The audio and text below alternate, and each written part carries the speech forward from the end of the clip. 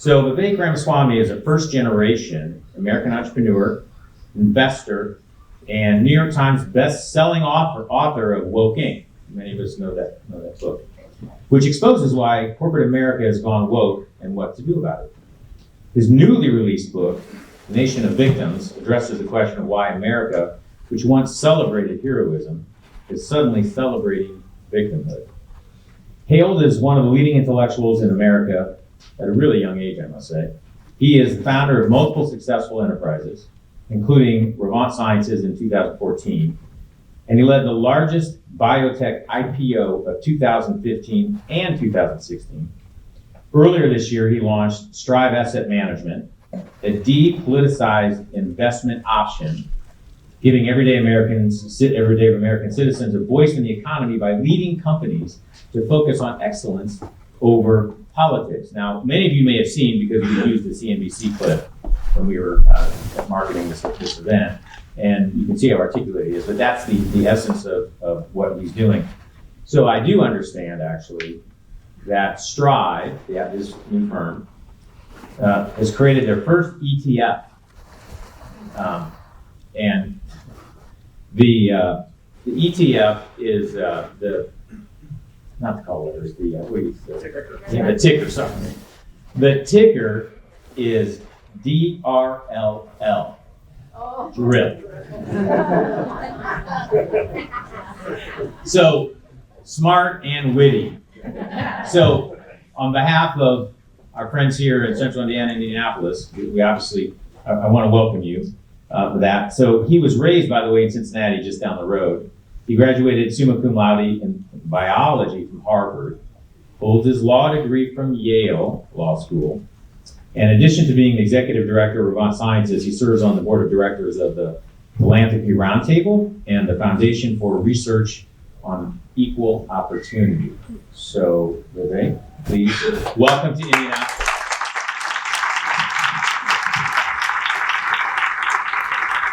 No, thank you. No, thanks for the warm Indianapolis welcome. It's actually good for me to be back in Indiana. I grew up in Cincinnati, as you just heard. We used to actually spend our every Thanksgiving in Fort Wayne. My aunt and uncle still live there. Tell you a little funny story about that. My dad came over to this country as an immigrant in the late 1970s. And our question for him growing up was, why on earth did he come halfway around the world to Southwest Ohio? Is it? The mic's not working? Here, is this better? Yeah. Thank you. General Rakita, I appreciate that. That's good. Helping me out, that's good. So anyway, my dad came around to Southwest Ohio. We said, why on earth did you come halfway around the world to Southwest Ohio? And he said, actually, the reason was that his older sister had moved to Fort Wayne, Indiana, and he had to find the only place where he could get a job that was close to her, which was at GE in Evendale, Ohio. Now, that, of course, begged the question of why his older sister came halfway around the world to Fort Wayne, Indiana. And the family joke is that it is the only U.S. state with the word India contained in the name of the state. So, throwing a dart on a board, that's kind of how they picked. So look, I'm gonna share some thoughts tonight. Some of it may be familiar to those of you, some of those who have read in Woke Inc. But I'm actually going to cover some new ground tonight as well, and I'm looking forward to making this a conversation at the end. I'll kick off by taking you back to the moment when I was in second grade in Cincinnati, Ohio, back in 1993, when I heard Martin Luther King's "I Have a Dream" speech for the first time. That was the speech where he said, "I hope my 4 children grow up in a country where they are judged not on the color of their skin, but on the content of their character." I'll tell you, thank you. That dream, it stuck with me. It meant something to me. Because it was the dream that allowed my father, who I just told you about, to come to this country and build a successful career for himself at that Evendale plant in GE, Ohio, despite the fact that he had a thick Indian accent. He still does to this day. It was the dream that allowed me to go in a single generation from being the kid of Indian immigrants who came to this country with almost no money to becoming the founder of a multi-billion-dollar biotech company. I had the privilege of leading that company as CEO for 7 years. We did a lot of important work that I'm incredibly proud of. The one that I'm probably most proud of is a new drug that's now approved for prostate cancer. But I stepped down from my job as a CEO about 2 years ago to focus on a different kind of cancer. Not a biological cancer, but a cultural cancer that threatened to kill that dream that Martin Luther King had 60 years ago.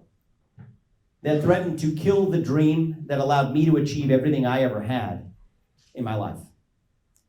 And that new cancer is a secular religion in this country that says your identity is based on your race, your gender, and your sexual orientation, full stop. That if you're black, you're inherently disadvantaged. That if you're white, you're inherently privileged. No matter your economic background or your upbringing, your race and your gender govern who you are and what you can achieve in life. Now, one of the things they teach you in medicine is that in order to understand a cancer, you have to first understand the root causes of that cancer. And the root causes of this cancer actually began not on American soil in the 21st century, but across oceans in the 20th century on European soil. If you take the two most toxic philosophies of the 20th century, I think they're, without a doubt, German Nazism, which was identity politics on steroids, and Soviet Marxism, which was an oppressor-oppressed narrative on steroids. You merge the two, and you get their modern love child here on American soil of modern wokeism. This is a new secular religion in this country, and I think it's worth understanding its claims in the voices of its own proponents. So don't take my word for it. Take the words of Congresswoman Ayanna Pressley, a member of the Squad, who famously said that we don't want any more black faces that don't want to be a black voice. We don't want any more brown faces that don't want to be a brown voice. I guess that I don't fit her description of what counts as a brown voice. But something deeper going on there, which is that once your race goes from being about the color of your skin to being about the content of the ideas you're allowed to espouse, then any disagreement with those ideas, with those points of views, automatically become racist. And there is no greater damnation in modern America than to be labeled a racist. So when given the choice between pledging allegiance to this new religion and being tarred with that scarlet R, everyday Americans are choosing to bend the knee. And that has created this new culture of fear in our country. Fear of losing your jobs, fear of your kids getting a bad grade in school, fear of becoming a pariah in your own community. And that culture of fear has completely supplanted our culture of free speech in America. And you know what? We hear a lot of talk about our democracy and the health of our democracy and defending our democracy these days. Well, if you ask me, the best measure of the health of any democracy, especially American democracy, is the percentage of people who feel free to say what they actually think in public. And there is no doubt in my mind that we are doing abysmally at this moment in American history. Now, there's a question you might be asking yourself. I asked myself this for a couple of years. How did this fringe philosophy that was supposed to be about challenging the system, how did it go from being a fringe philosophy in the halls of academia that was about challenging the system to becoming the new system?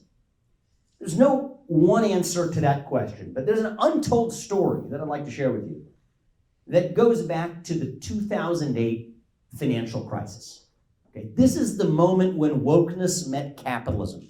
And it is when wokeness got supercharged with the dollars of free market capitalism that it became unstoppable. That began with the '08 financial crisis. And I remember this. It's actually very personal to me. I remember this because I got my first job out of college at a hedge fund in New York City in the fall of 2007, right on the eve of that '08 financial crisis. I had a front row seat. And what happened was there was a crash that indicted the free market capitalist greed is good mantra. Capitalism was on the defense, And I think for good reason after the ignominious bailouts of 2008, where bankers who made a lot of money when times were good got bailed out at the public fisc when times went bad. This wasn't good. I was an opponent then. I remain an opponent to this day of those 2008 bailouts. But what happened on the back of that is that you had a newly supercharged movement, the Occupy Wall Street movement, that was knocking on Wall Street's doorstep. What they said was that we're going to, agree or not, take all of that money that you made and redistribute it to poor people for the benefit of poor people. Agree or not, that's what the old left had to say. And you know what? If you're Wall Street, you don't like Occupy Wall Street very much. That is a tough pill to swallow. But right around the same time, there was a birth of a new wing of that left. There was a new wing of the left at the time that said, you know what? The real problem wasn't quite poverty.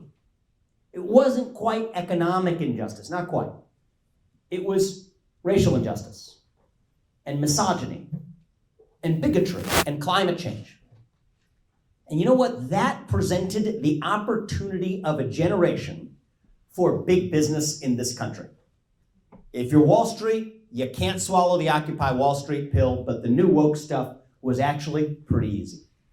You applaud diversity and inclusion. You muse about the racially disparate impact of climate change after you fly in a private jet to Davos. This is pretty good work if you can get it. Put some token minorities on your boards. Do what you need to do. Talk about systemic racism all you want. Just don't talk about systemic financial risk and we'll call it a day. This is the story of how a bunch of woke millennials got into bed with a bunch of big banks. Together they birthed woke capitalism, and they use that to put Occupy Wall Street up for adoption. It is a trade that worked masterfully so well for both sides that actually their friends on the other coast in Silicon Valley got in on the act. What they said was, okay, post-election of Barack Obama, as we're talking about post-2010 year, what they said is, okay, look, the old left wants to come after our monopoly power. Well, here's what we can do. We'll make a deal. Same deal the other guys made. What we'll say is we will use our monopoly power in service of advancing your own objectives. We will censor speech that you don't want to see on the internet. We will take down hate speech or misinformation online. But we don't quite do it for free. We effectively expect that the new left look the other way when it comes to leaving our monopoly power intact. And again, that trade worked masterfully for both sides. You see, that is the story of this arranged marriage. I talked about my parents earlier. My parents had an arranged marriage. That was a good one. That was one that worked. This is not such a good arranged marriage. This is an arranged marriage in which each side quietly has disdain for its partner. And no marriage in which each side has scorn for the other will last well, but it will last for as long as each side gets something out of that trade. It is not a marriage of love. It is more like mutual prostitution. And the net result of that act is the illegitimate birth of what I call the woke industrial complex, a new force in modern American life that is far more powerful than either big government or big business alone, because it is a hybrid of the two that together can do what neither one of them can do on its own. And it worked so well for Wall Street, it worked so well for Silicon Valley, that's when the rest of corporate America got in on the act. That is how you get to Coca-Cola making statements about a new voting law in Georgia that make it sound more like a super PAC than a soft drink manufacturer, teaching its employees, their language, not mine, how to be less white, without saying a peep about their own product's impact on the nationwide epidemic of diabetes and obesity, by the way, including in the black community that they profess to care so much about. That is how you get to Nike, complaining relentlessly about slavery 250 years ago in the United States without doing a thing about reducing their own reliance on slave labor in the other side of the world that they use to make sneakers that they sell to black kids in the inner city for $250 who can't afford to buy books for school. That is how this new game came to be played. But it worked for both sides so long as they each got what they needed out of the trade. Now, the story takes an even darker turn in the last couple of years when a new actor showed up on the scene and turned this bilateral arranged marriage into a three-party affair. That is the Communist Party of China. I will tell you that they understand this game far more deeply than any of us do.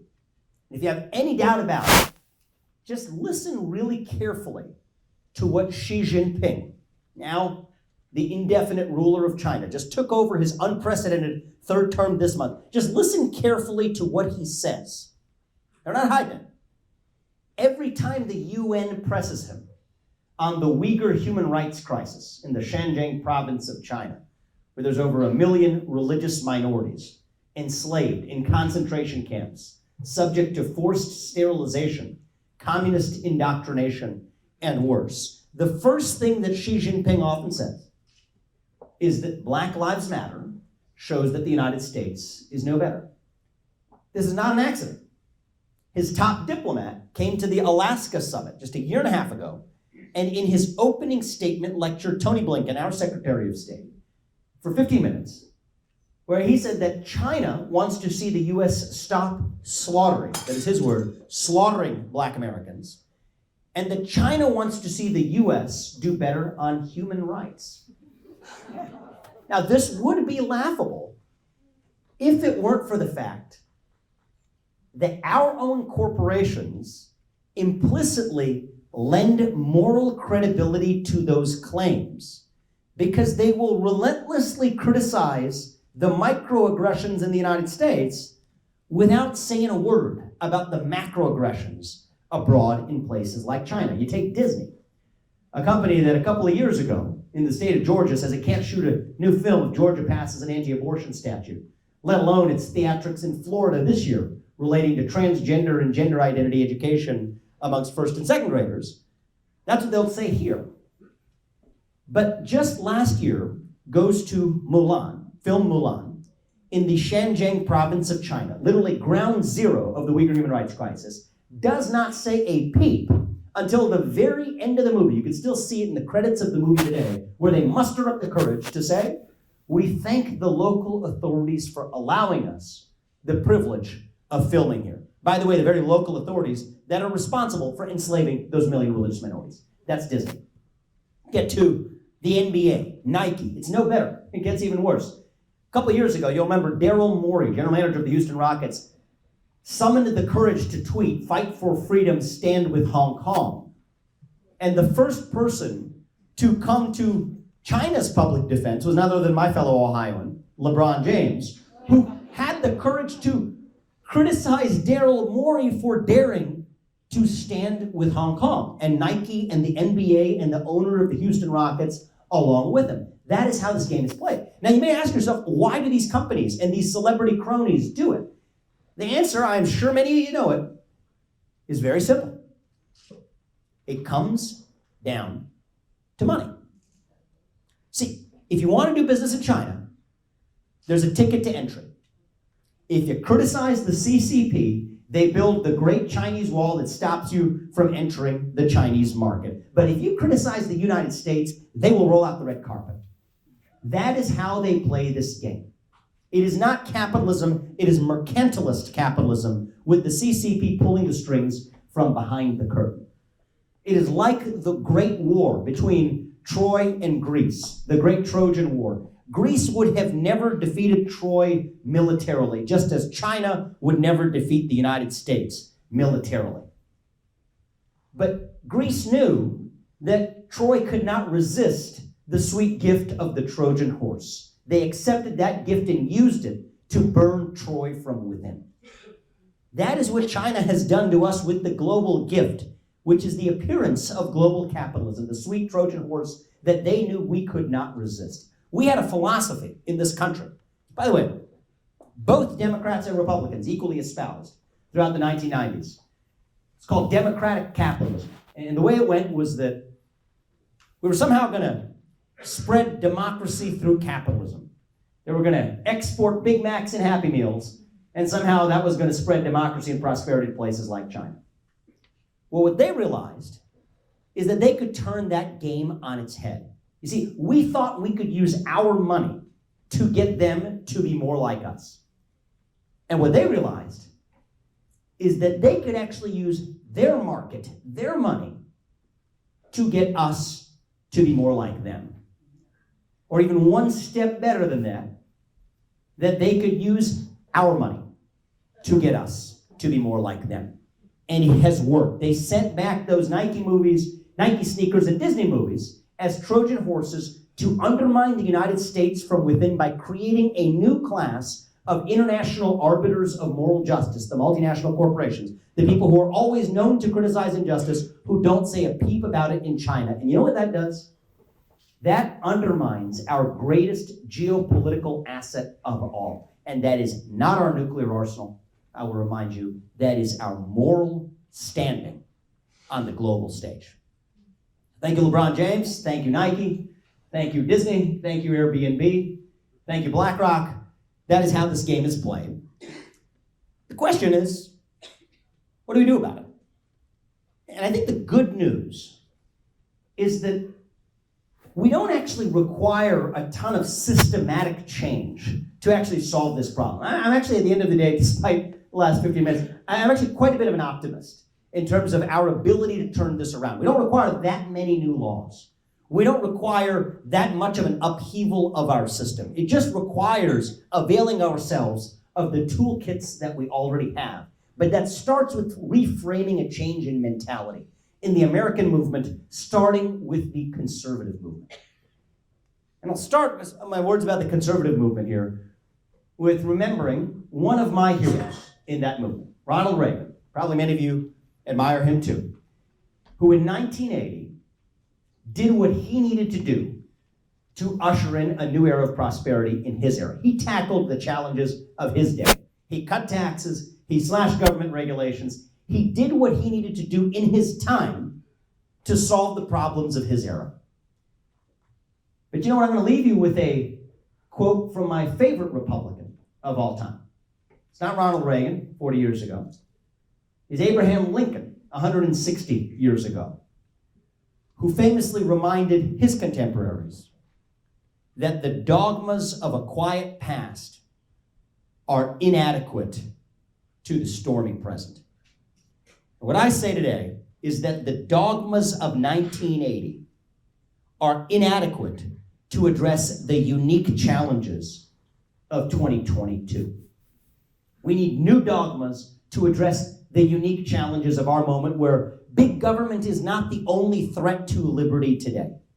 It is a new hybrid of big government and big business that are more powerful together than either one alone. Let's take the issue on a day like today, important day, Elon Musk discloses acquisition of Twitter. Let's talk about the issue of big tech censorship and what's really going on there. Conventional wisdom, 1980 style wisdom, would tell us that these are private companies who are free to decide what does and doesn't show up on the internet. As a one-time libertarian myself, I am quite sympathetic to that point of view. But that misses the essence of what's actually going on. Because today, these private companies are not really behaving as private companies. They're working hand in glove with the party in power to censor speech through the back door that the federal government could not censor through the front door under the Constitution. Earlier this year, just a few months ago, were some chilling reports that came out that the White House was pressuring officials at Twitter to remove certain individuals, including Alex Berenson, by name. Was our federal government naming the critics of the government who needed to be censored by the government, but the government couldn't do it directly, so they pressured a private company into doing it. This is the stuff that would have our founding fathers doing backflips in their graves if they knew it was happening.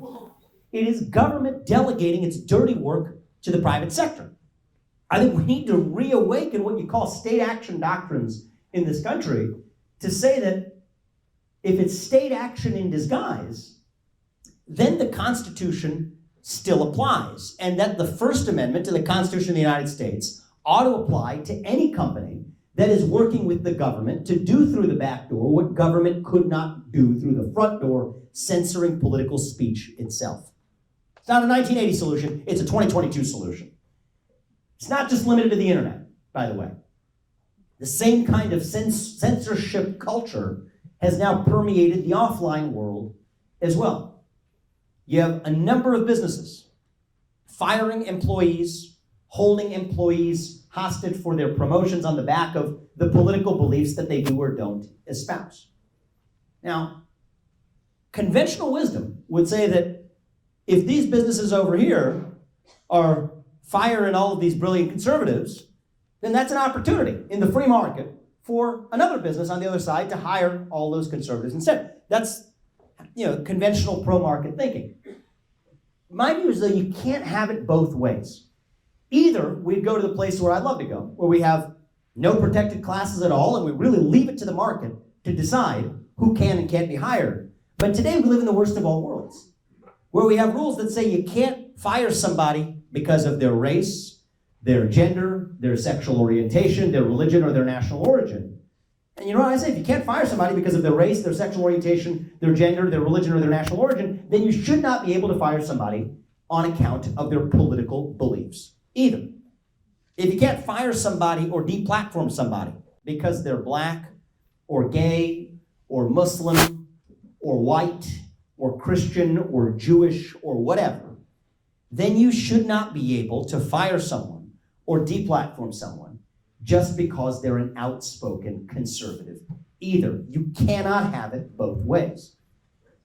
And it's not just the hypocrisy of it. If it were just the hypocrisy, I wouldn't bother to put this fine of a point on it. It's the fact that it started with the law itself.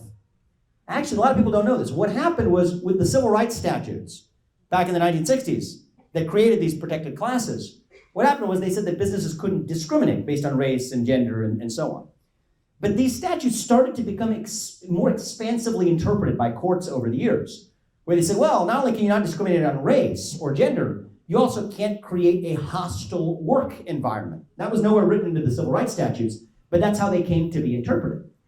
Well, you know what it means when you say you can't create a hostile work environment because then you might be violating the race prong of the civil rights statutes. What that means is you can't contribute to creating a hostile work environment by expressing a view at work. Well, if that person's coming into work, you might not even be able to have a hostile work environment, have a non-hostile work environment, if that person is expressing disapproving views on their own time at home. And so what we did was we expanded these civil rights statutes so much so that the law created the very conditions for the viewpoint-based discrimination we see in the private sector today, while leaving political viewpoints unprotected. So my view is you cannot have it both ways. Either we actually leave it to the market and we get rid of the protected classes altogether, or we apply those standards even-handedly. I think these are low-hanging fruit policy solutions. We have potential red wave coming. I gotta admit, I'm not particularly into partisan politics. What I do care about is that these events mean something. I think this is an opportunity for the conservative movement to embrace an agenda that goes beyond partisanship, to say that if you're an American, you should not be forced to choose between the American dream and the First Amendment. That you should not be forced to choose between speaking your mind freely and putting food on the dinner table. We are the quintessential nation where you get to do both of those things at the same time. This is an opportunity for that movement to deliver on that promise. So that's the category of what I want to thank you.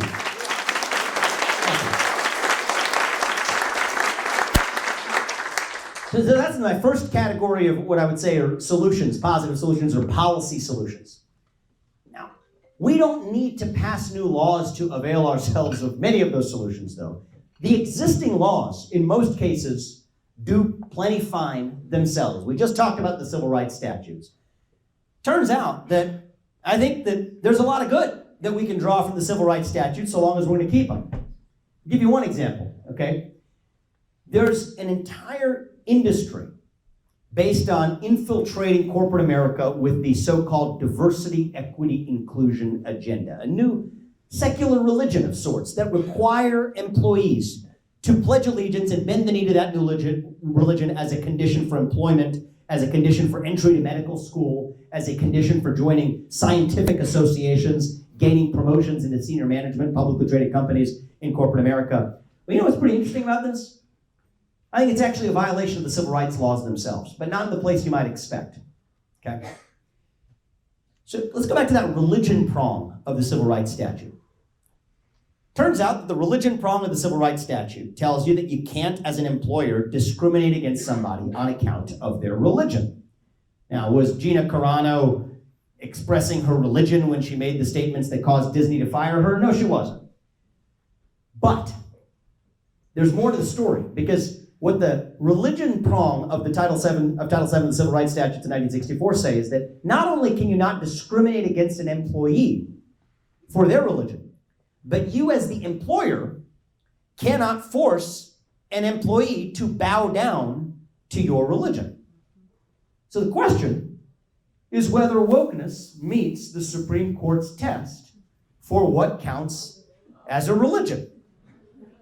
And it turns out it meets that test in spades. There are words you can't say, clothes you can't wear, apologies you must recite. It's not a narrow view on a particular matter, but a systematic worldview. In fact, the Supreme Court has found that secular humanism counts as a religion for Title VII purposes. They found a self-help philosophy called Onion Head. I'm not making this up. It's literally a religion called Onion Head. Counts as a religion for Title VII purposes. It even found a religion called creativity. It's not one that I subscribe to, but a religion whose core belief system centers around the idea of white supremacy, that what is good for the white race is good for humanity, that too counted as a religion for Title VII purposes. Well, I say that if creativity, if white supremacy counts as a religion for Title VII purposes, then anti-white supremacy, which is basically wokeness, counts as a religion for Title VII purposes too. And that an employer, so long as we have these protected classes, cannot force an employee to bend the knee to that cross any more than they can to any other cross. There's a legal toolkit already available to us. We don't need to wait for the politicians.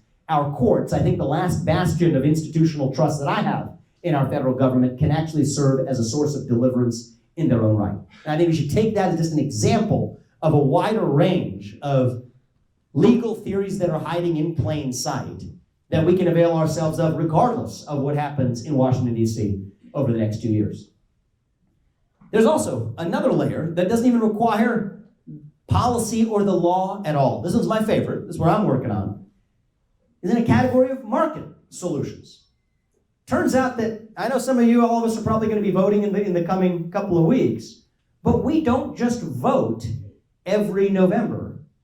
It turns out that we vote every day with our dollars, including our investment dollars. There's 100+ million Americans across the country, about a few hundred of them in this room tonight, who happen to be left out of our economy, who happen to be systematically excluded or looked down upon from the places where you shop, to where you bank, to where you invest, to where you work, but who also happen to be some of the best customers that any business could possibly wish for, as measured by buying power, saving power, insurance risk, net savings, credit worthiness, you name it. I would say the people in this room represent some of the best customers that any financial institution or any business on this planet could wish for. And nobody's actually targeting you by actually saying that they were built to serve you effectively. So that was the opportunity that I bluntly saw when I started Strive, starting with the one industry that was upstream of all of the other ones, the asset management industry, the industry that directs the flow of capital into all of the other industries. Now what's going on today, though, is there's a big mountain to climb here. Market solutions are great because they don't require politics and they don't require the court system. But it does require overcoming the mountains created by the incumbents.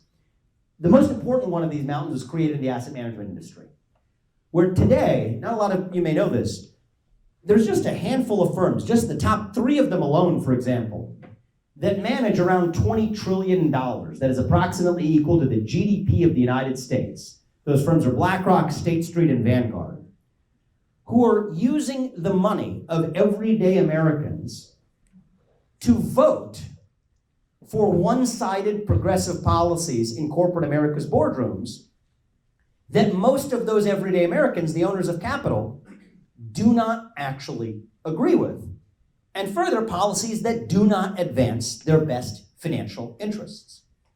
That is the largest scale fiduciary breach of the 21st century. In absolute dollar terms, it might be the largest scale financial fraud in human history. yet it is hiding in plain sight. But the good news is, you're empowered to change that not through your congressman, but through your investment account. To be able to invest in the same market via vehicles that deliver your own voice to corporate America's boardrooms, telling them to knock it off with the politics, to get out of politics, not to tell American energy companies that they need to be adopting emissions caps, but as you heard in that introduction, that they need to drill, to frack, to do whatever it is they need to do to be most successful. And you know what? That's going to be good for your bank account. It's going to be good for your investment account. It's going to be good for those companies. And it's going to be good for the country and for our geopolitics if we're able to deliver that depoliticized message to corporate America. That's not something we need to wait for a politician on. Thank you.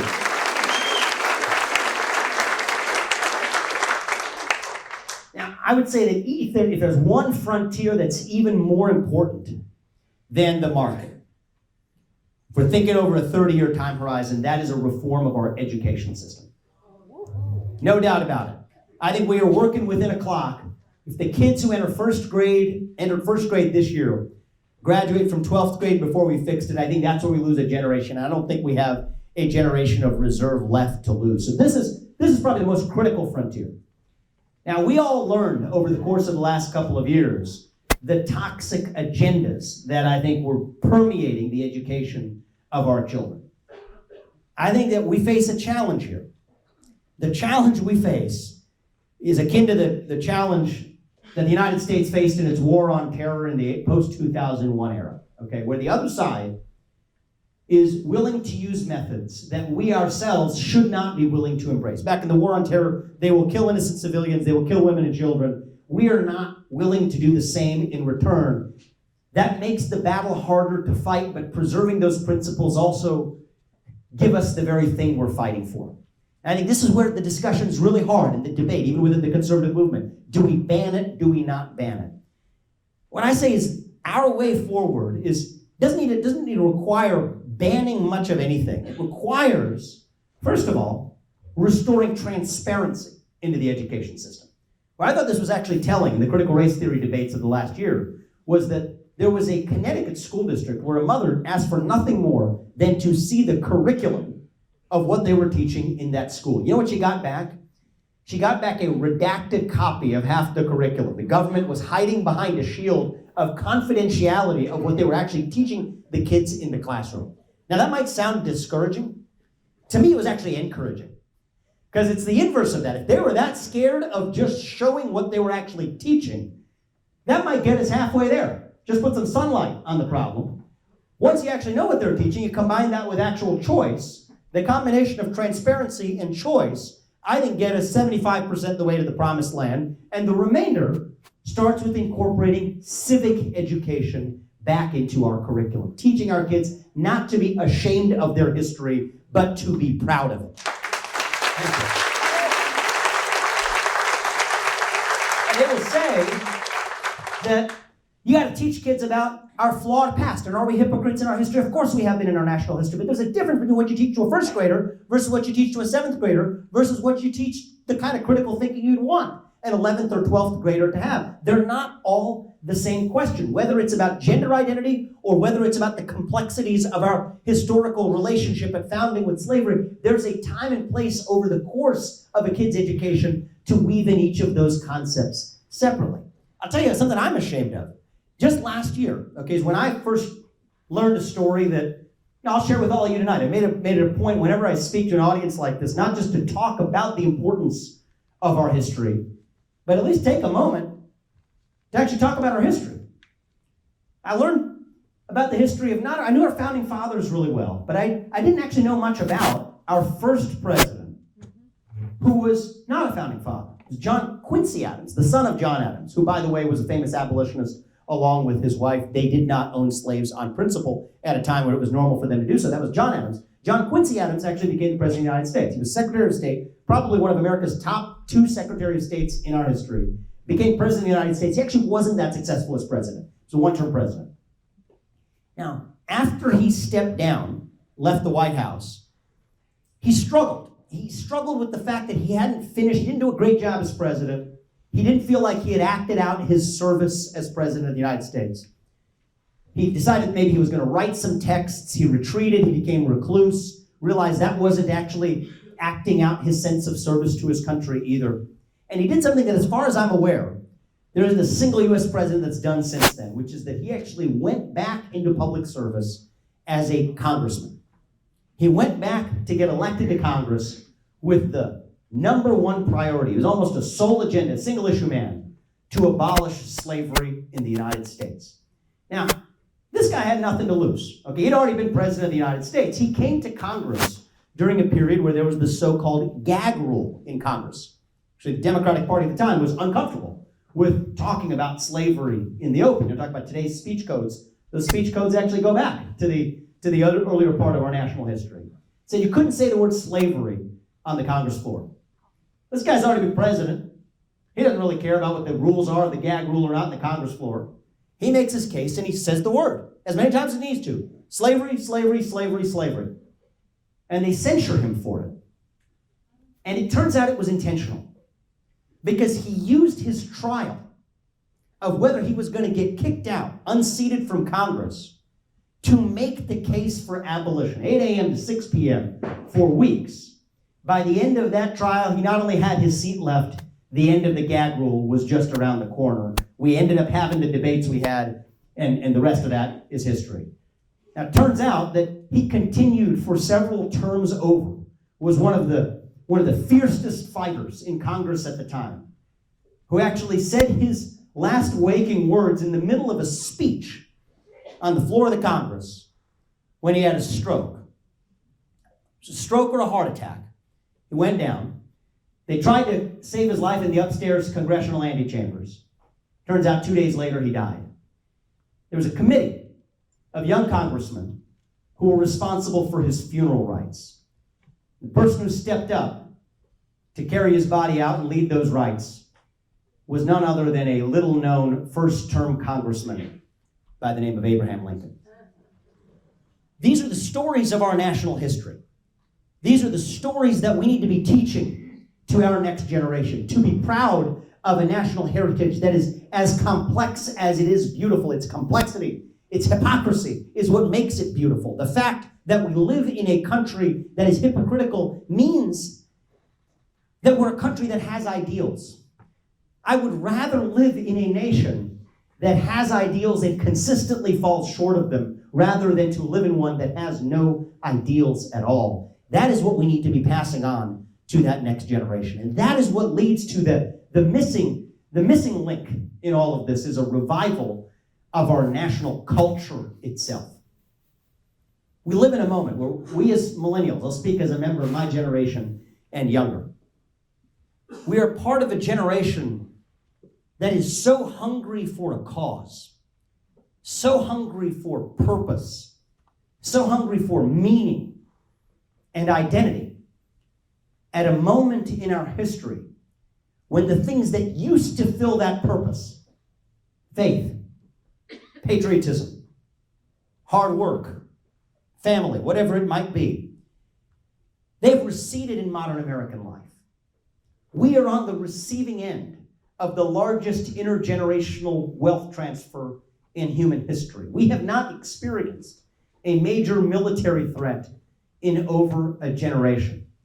We're part of that generation that is so hungry for that which we don't even know what we are exactly hungry for. We need to fill that void, that black hole of identity, with something more rich and more meaningful than the toxic poison that fills it instead. I think that's the trap we sometimes fall into.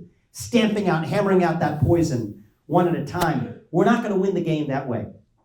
We're going to have to fill the black hole with something more rich and more meaningful, not teaching millennials and Gen Z that you fill that moral hunger by going to Ben and Jerry's and ordering a cup of ice cream with some social justice sprinkles on top. You don't satisfy a moral hunger with fast food. You satisfy it with meaning. And I'm going to end my remarks with my view on the two elements that we're missing in our culture today to fill that void with meaning. The first is a word I'm going to say that makes many conservatives uncomfortable, many liberty-loving Republicans uncomfortable. It's the revival of duty, civic duty in our country.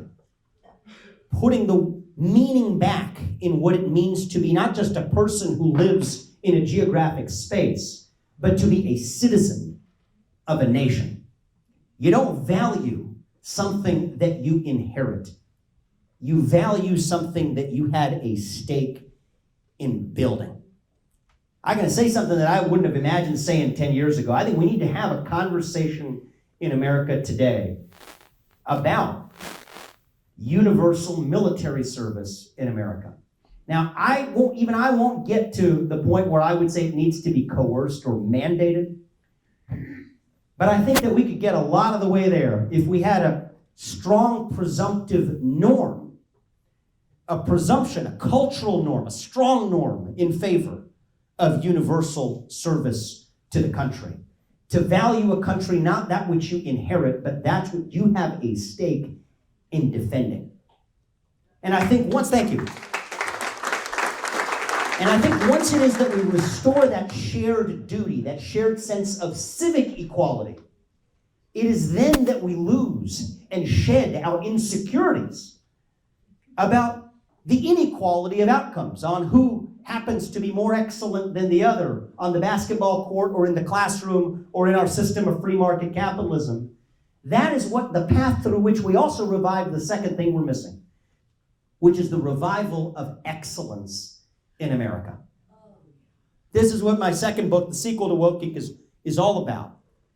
We live in a moment where we've embraced this new culture of victimhood. America's inner animal spirit, the inner animal at the heart of the American soul, it has been domesticated by this new culture that penalizes excellence and rewards victimhood instead.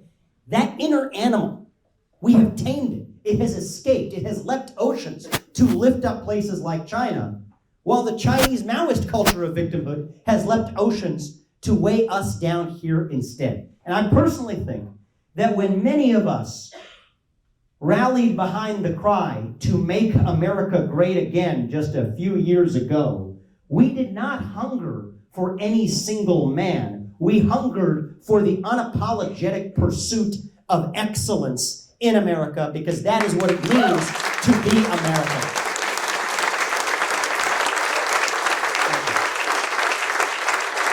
The idea that no matter who you are or where you came from or what your skin color is, that you can achieve anything you ever want in your own life with your own hard work, your own commitment, and your own dedication. That is the dream I told you about at the very beginning. That was Martin Luther King's dream. That is the American dream. Those are the values and the dreams that won us the American Revolution. Those are the dreams and values that won us the World War I and World War II and reunited us after the Civil War. Those are the dreams and values that won us the Cold War. Those are the dreams and values that still give hope to the free world as we know it. And if we can revive those common values over fractious group identity, victimhood, and grievance, then nobody in the world, not a nation, not a corporation, not a virus is going to defeat us. That is what true American exceptionalism is all about. And that is what we are going to need to revive in order to defeat this cultural epidemic. Thank you. Thank you for having me. I'll take some questions. Hi, Vivek. First of all, thank you so much for being here. Really appreciate it. And I want to say thank you for the depoliticized investment option. The 95% of my 401k that I can trade on my own is completely in Strive, and I'm very proud of that. Thank you for that. I appreciate it. You talked a little bit about kind of American culture and what we need to do for it. I don't know about the other people in the room, but to me it kind of feels like we're starting to get a little bit of a turn of the tide. More people paying attention to school boards. As you talked about education, more people paying attention to corporate boards, like you talked about with companies. Do you feel that turning of the tide too, and is Strive kind of promoting that, or is there still more work to be done there? I do feel like there is some turning of the tide. So I'll give you one example, which was Netflix. Okay, this year, added the word excellence to the top of its cultural document this spring. They sent a memo to all of their employees. Give them money. There's a company in the heart of Hollywood that said that, you know what, if you're going to work on a project that makes you uncomfortable and you don't want to work on it, you might want to work at a different company and you can close your door on the way out. This was a remarkable change of heart from a company that I've actually been very critical of over much of the last several years. But there's a missing detail of what caused them to make that change. This came days after Netflix reported one of its most disastrous quarterly financial results in its history as a company. Subscriber loss, profits, revenues are down. So I picked that example because I think it's an emblem of where we are, even in our economic history as a country. Okay, we have lived through good times over the last 15 years since the '08 crisis. Money raining from on high like manna from heaven, from the Federal Reserve, fueling a historic stock market boom, save for the last few months. This has actually been a pretty good run for the last 15 years. We've been skiing on artificial snow. The party's coming to an end. Okay, now we see the inflation, the unpaid costs of that. Now you actually have rising interest rates. We're done with that free money era. And unlike the Volcker era, where under Reagan, at least we had to raise rates against the backdrop of Reaganite pro-market government policies, now you got the double whammy of raising rates into Biden-esque actual policies. This is a formula for difficult times. And this is not surprising. History would teach us we're supposed to expect this, okay? This is just the way it works. Success breeds entitlement. Entitlement breeds a culture of laziness where people don't quite literally want to work anymore. And then victimhood fits laziness like a glove because it doesn't say that it's your sloth. It's part of the grand fight against the oppression of capitalism. That's actually what many in the anti-work movement, and there is such a thing, what the anti-work movement in this country actually say. This is sort of, there's a famous quote often attributed, wrongly attributed to the founder of Dubai. It's actually an American author who first said it. He said, hard times create strong men. Strong men create easy times. Easy times create weak men. And weak men, such as, if you ask me, the one we have in the White House today, create hard times. So the irony is that we've embraced this victimhood mentality in the back of a decade, not because we've actually encountered hardship in that decade, but because we have not encountered enough hardship in that decade. And the irony is that our response to that lack of hardship ensures that hardship indeed is what we will have. So we are in for, I think, a few years of real economic hardship in this country. That is my firm conviction.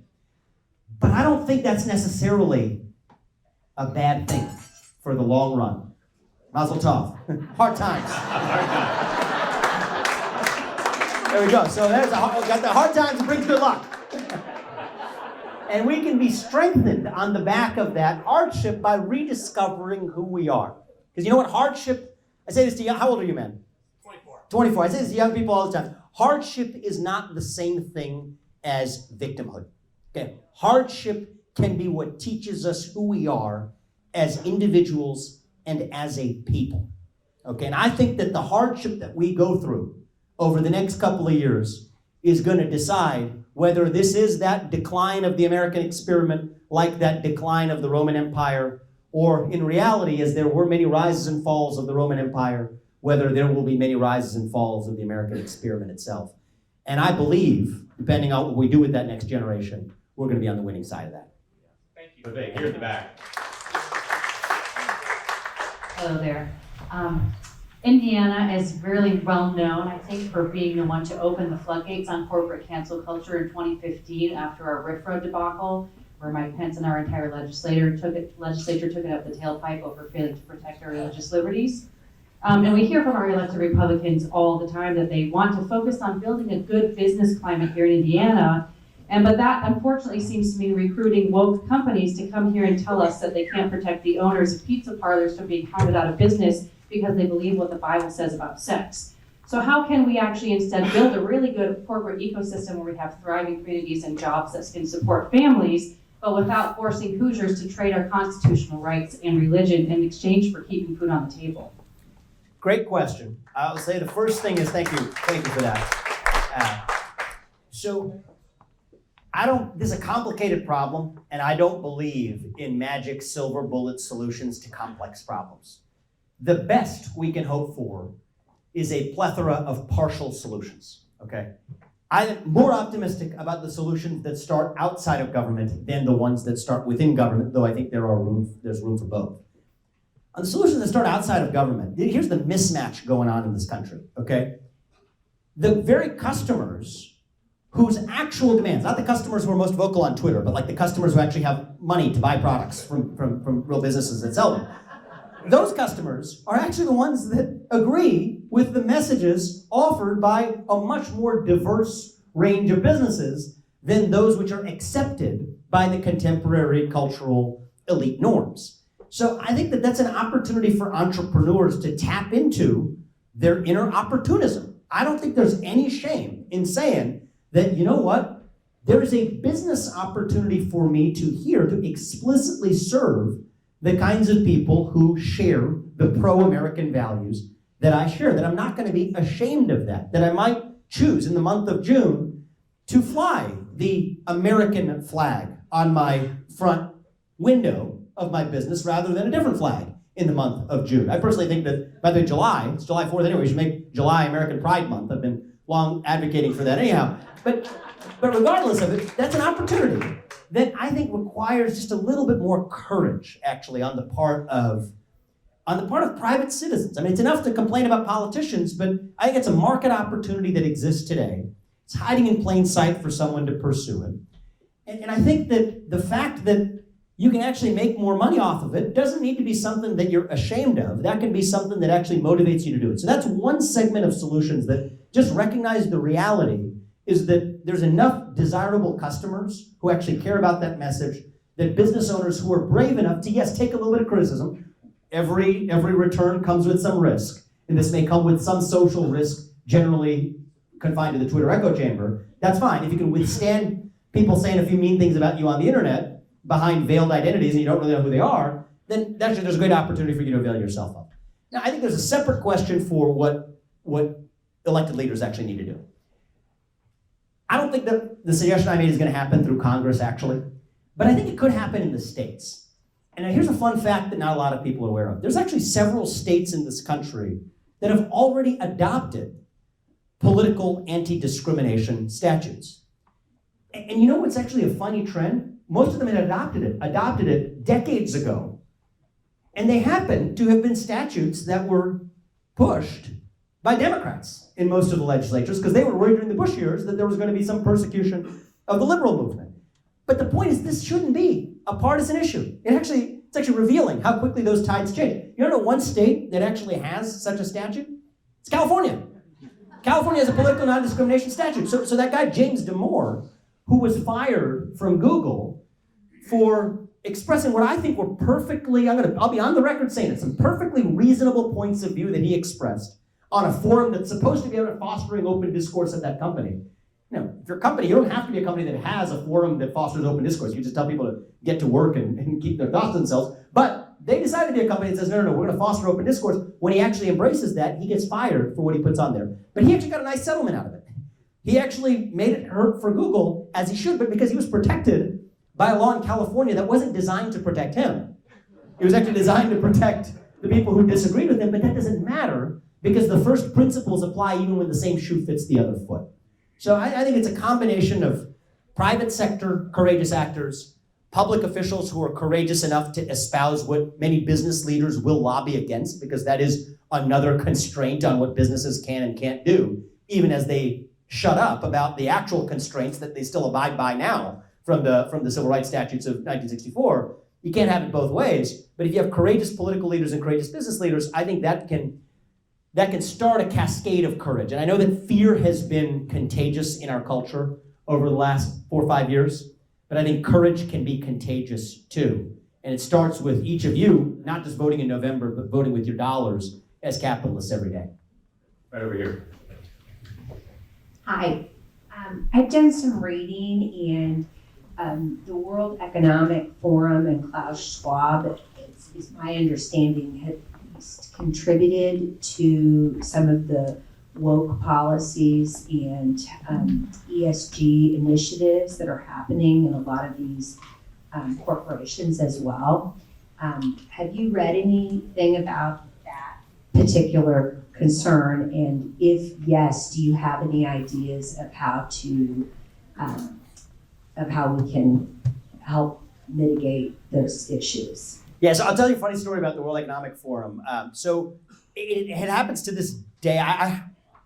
You can probably do me a favor and check this on your phone after I ask you this. But so I got an email a couple of years ago asking me to be, if I was willing to be nominated to be a young global leader of the World Economic Forum.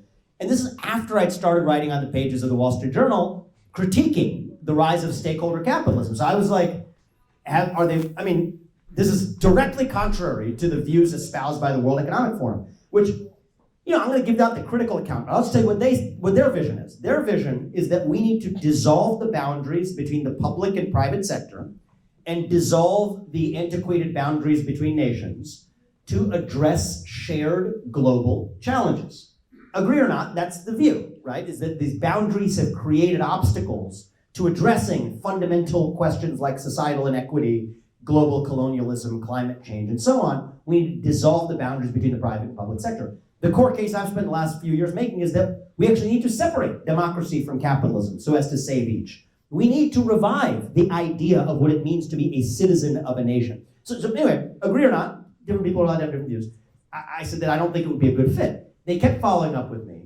And then they said, look, you're going to be invited to the World Economic Forum. You don't want to miss, here's the list of all these billionaires you're going to get to meet as a young global leader. Mark Zuckerberg used to be one, gave me a long list of people. Turned out Ibram Kendi was going to be nominated the same year as me. And so I said, I respectfully as I could, said, I really don't want to be included, but thank you for the invitation, and I welcome civic discourse and debate on different points of view. I get a cascade of text messages about 3 months later of like congratulations from a bunch of fellow CEOs when my name shows up on the Young Global Leaders list.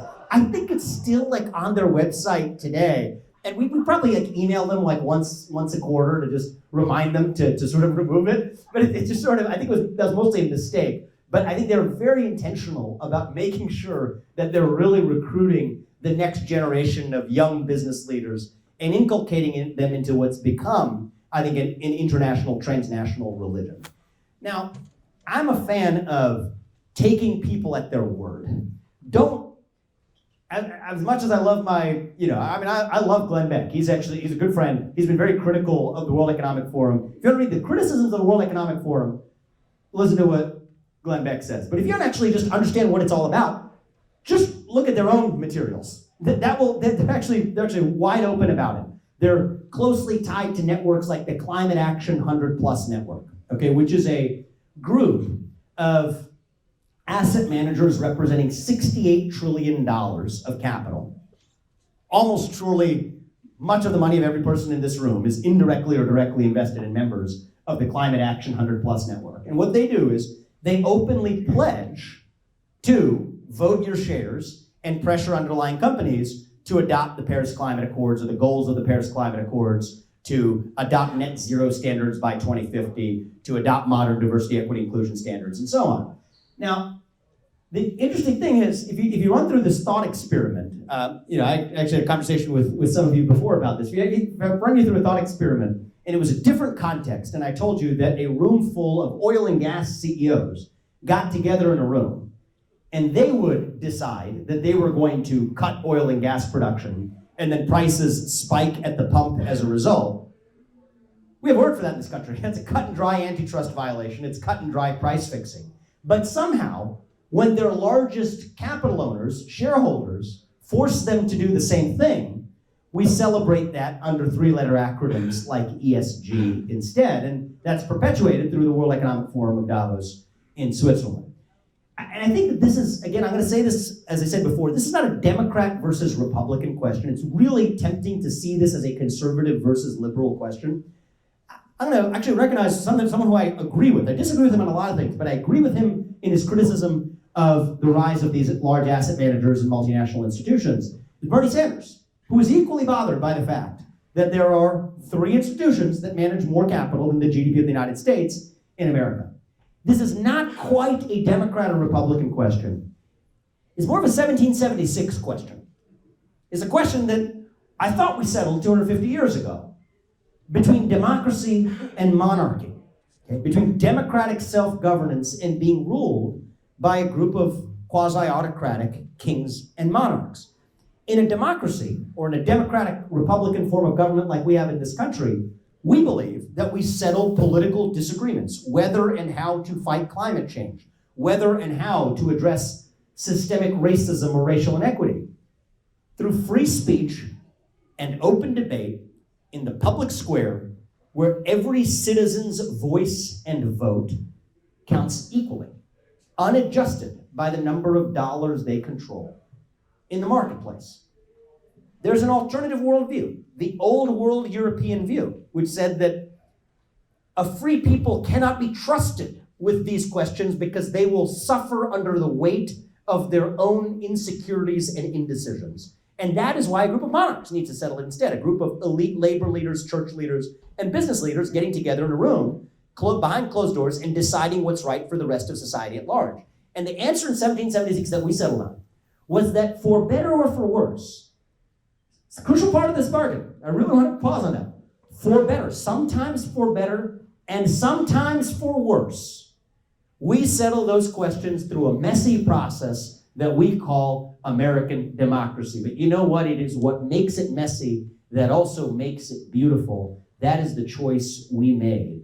And I think this issue rears its head every 100 years. It's rearing its head now in the form of what the World Economic Forum represents, what stakeholder capitalism represents, what the ESG movement represents. Not a progressive versus liberal, not a progressive versus conservative debate, but a 1776 versus British monarchy debate. That's actually what's at issue.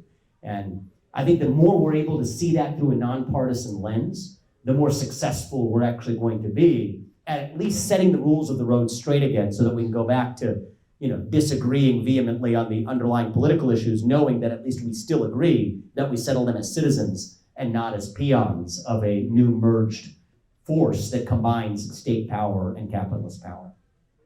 Thank you. Great. Join me in thanking one more time. Thank you. Thank you very much.